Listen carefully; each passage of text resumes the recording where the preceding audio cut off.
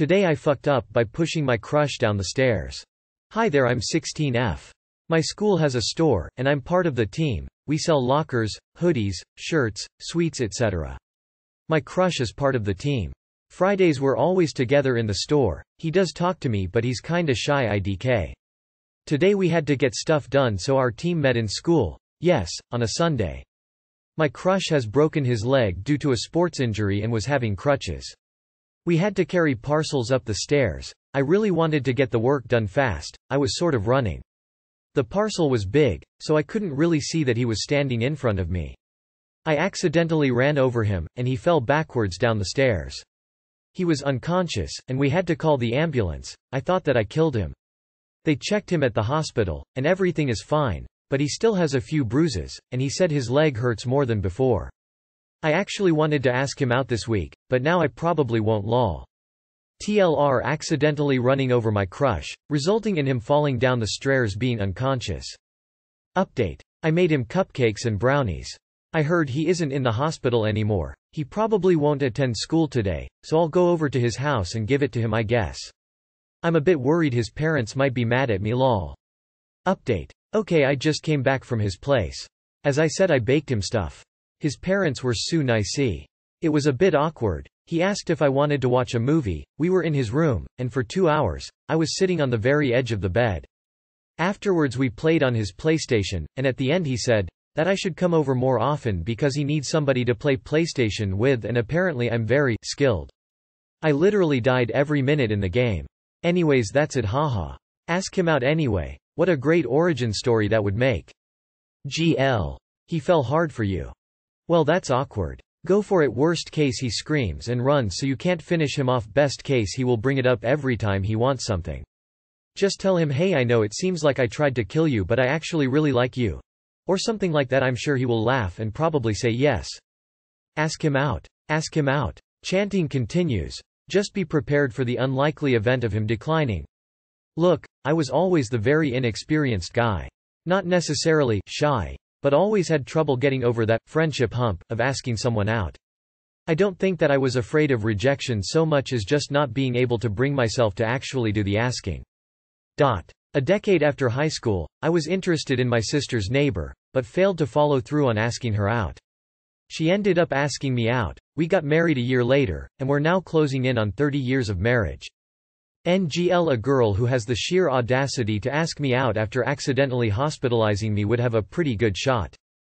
50 years later. Grandma, tell me the story again about how you almost killed Grandpa. You sell lockers? This is how it starts. See. Years ago I got in an argument with a girl on a message board. As of last week we've been married 20 years. I think it's cool that your generation is so much more equal opportunity that you're thinking of asking him out. Even if you don't ask him out right away, get to know him better. That might be easier on your anxieties and a better way to make sure it clicks so your actions aren't misunderstood as a pity play or in case somewhere down the road it doesn't work out. And that happens and that's okay. It doesn't kick anyone in the gut because of the timing. You're 16. You've got all the time in the world, so go at your own pace and good luck. Today I fucked up by folding my boyfriend's laundry in the dark. The other day, my boyfriend was at the mall, and he called to ask if I wanted anything while he was there. I was out of lotion, so I asked him to stop by Bath and Amp Body Works to get me some of that good shea butter that comes in those little round tubs. He asked a B&Amp BW employee for just that, and came home with his purchase. It was not the shea butter. It was a product I had never used before, whipped glutathione. Oh well, I thought. Probably just as good. Later that night I did his laundry, took a shower, lathered that lotion all over me as I got out, and went to go fold his clothes. It was already 2 a.m., and he was fast asleep. I set about folding his work clothes under some dim lighting as to not disturb him. As I went to hang his nice shirts, I turned on the closet light. That's when I noticed. I was covered in glitter. Not just a little bit either, it looked like I had walked through an accident at the glitter factory. I couldn't figure out why until I remembered the new lotion. Upon inspection, it was clearly the culprit. Here's where the panic set in. I had just handled all of his clothes with my very glittery hands. I went to the other room and turned the lights on full brightness. My fear came to be true. His clothes were all shimmering with glitter. There was no saving it now. I didn't have time to run it through the wash again. He's a very blue-collar tradesman, and he now had to show up to work looking like a diva leaving a rave. I'm lucky that he found it funny, but I still feel awful. I doubt we'll ever be able to get all the glitter out. I'm sorry, honey. At least you'll stand out from your coworkers. Too long did not read. I used a new lotion before folding my BF's work clothes in the dark. The new lotion was full of glitter, and now so are his clothes. How could I not have noticed while rubbing the lotion on? I'm sorry, sweetheart. At least you'll look pretty. I thought BBW discontinued 100% shea. Sorry to fixate on the wrong thing. I think Dimitri Martin had a bit about glitter. He called it the herpes of craft supplies. So true. Good luck. It puts the lotion on the clothes. I once had an incident where I thought I'd relax after a long evening at the pub with a bath. I figured I'd grab a bath bomb from Lush and gave that a go. Problem was, it did not say anywhere on the packaging that the bath bomb was full of glitter, and my perceptions of the contents were in any event impaired. The next day, I turned up to class, and people noticed I was sparkling like a Twilight vampire. What did not help was that I also had long hair. I am male, which is also full of glitter.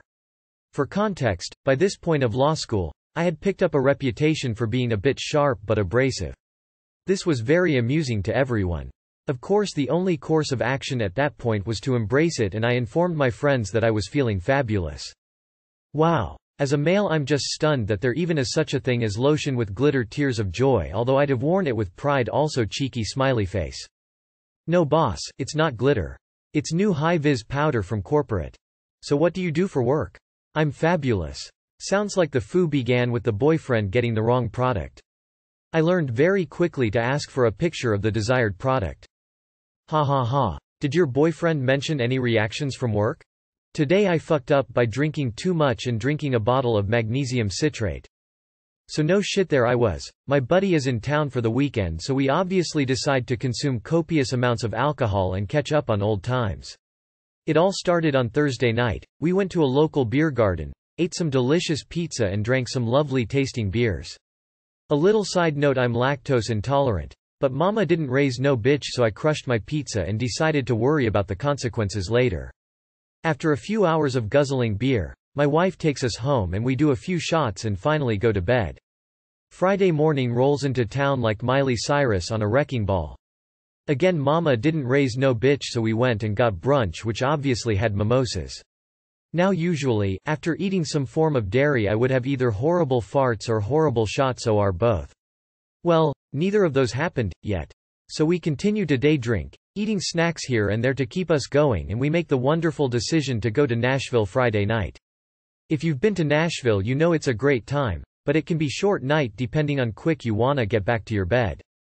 So we catch an Uber to Nashville, bar hop till about 230, catch an Uber home and realize we need to put the brisket in the smoker. So what do you know, we drink some more. Fast forward to Saturday night, we're still drinking. I'm bloated past the point to where I can't see my crown jewels. I've got the meat sweats and my stomach is rumbling like the thunder from the Garth Brooks song. Sunday morning, the room is spinning. I feel like I've been hit by 2 trains, but my lovely wife made us breakfast. It was cheesy eggs. Oh boy, fuck me. I think she didn't it on purpose. Actually, I'm sure of it, just so she could get a quick laugh on my behalf. We finally drop him off at the airport that afternoon. I tell my wife I need to pound a bottle of magnesium citrate so I can cleanse the demons from my innards. So I chug that pos cherry-tasting liquid and ask sweet baby Jesus to have mercy on my asshole. Mercy was not given. I'm 2 boxers short. My asshole is raw. I've gone through a roll of toilet paper and I'm currently on my 6th exorcism while I type this nonsense up. I'm afraid to fart because I don't want to lose another pair of boxers. My cat is trying to claim the shower curtain as his lair and I can't stop him because my ass looks like a muddy field after a long rainstorm. 10 out of 10 would recommend. Too long did not read. Drank too much alcohol. Ate too much dairy. I'm lactose intolerant. Got the meat sweats, then decided it was best to drink magnesium citrate to expel the demons from me. But was it the type of poops where you get the sweats and a mixture of hot flashes and chills and your vision blurs and your ears start to ring and your head starts to spin and you have to start taking your clothes off in desperation, devolving to your most primal state in your fight for your life, and you start praying to every god you know of to please let you survive this? Because that's what happens every time I drink milk. Your first sentence says, "No shit, But I don't think that's accurate. Rolling on the floor laughing, rolling on the floor laughing, toilet roll of paper, thumbs up, medium skin tone.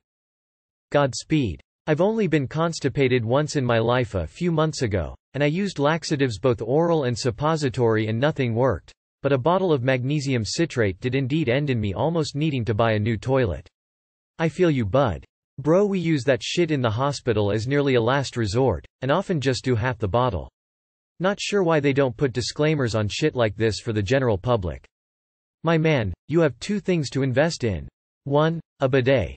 Doesn't chafe like processed wood and your crusty onion ring will thank you. 2. Boxer briefs. They are pretty comfortable while giving additional assistance in holding back the mud river when you need to do the, oh no, dance to your porcelain throne. Did the brisket turn out alright? May Jesus have mercy on your soul. Today I fucked up by losing my patient in elevator. I'm a nurse and I work in a hospital. Today I was taking my patient to a CT scan, she was in wheelchair and her mom was with us. I put her inside the elevator when my supervisor approached me to ask me something. The elevator doors closed and left with my patient inside. I was beyond mortified. Looked to my supervisor and asked her what to do, but she was laughing so hard could barely talk and articulate me to run through the stairs. I ran as fast as possible to the floor where we were doing the CT scan, but they weren't there. I ended up asking the security staff to help me looking for my patient. Everybody found it extremely amusing because they didn't understand how you lose a patient. They found them 2 floors below. Her mom was amused with the whole situation, but my patient was very annoyed and asked for another nurse to escort her back to her room. Too long did not read. I lost my patient in elevator and the security staff has to help looking for her. Edit. A word. Edit 2. I think I'm about to become a small legend at my hospital because even the administrative staff called to my station to ask if it is true I just randomly lost a patient in the elevator. Wow, I thought this was going to be about the patient dying in the elevator, lol phew. I can't understand how anyone could get upset with that. You would have heard my laughing going down the elevator. You know, I'm so used to people using patient to mean patients that I kept looking for when you lost your temper at people in an elevator. Lol. I always knew CTs were scams. Reminds me of when I worked at Radio Shack. My manager hadn't taught me the proper way to secure the store when I was alone and had to be in THE back, and I became a minor legend in the company by having a subwoofer shoplifted on my watch. For a minute, I thought lost had a different meaning.